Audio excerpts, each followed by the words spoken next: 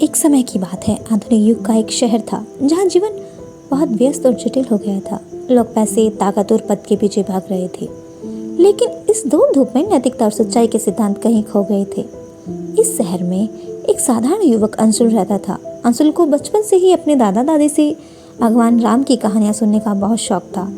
उन्हें भगवान राम के जीवन के आदर्श, उनके नैतिक सिद्धांत और सच्चाई के प्रति उनकी निष्ठा से गहरा प्रेम था। अंशुल ने अपने जीवन में भगवान राम के उन सिद्धांतों को अपनाने का संकल्प लिया, लेकिन उसने देखा कि समाज में वे सिद्धांत कहीं खो चुके हैं।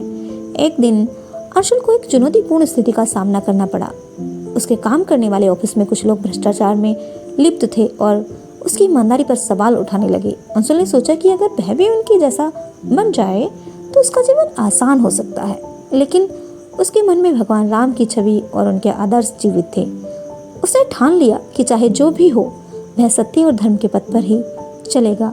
उसने अपने साथियों को कहा, भगवान राम ने हमें सिखाया है कि सच्चाई की राह पर चलने वाला कभी हारता नहीं है। मैं वही करूँगा जो सही है, चाहे परिणाम कुछ भी हो।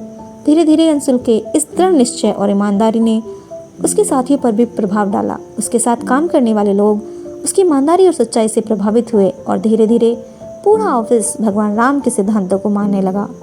अंशुल का साहस और भगवान राम के प्रति उसकी निष्ठा ने पूरे समाज में एक नई सोच को जन्म दिया। लोग फिर से सच्चाई, ईमानदारी और धर्म के पथ पर चलने लगे। इस प्रकार अंशुल ने भगवान राम के सिद्धांतों और मूल्यों को न केवल अपने जीवन में उतारा, बल्कि समाज को भी एक नई दिशा दिखाई।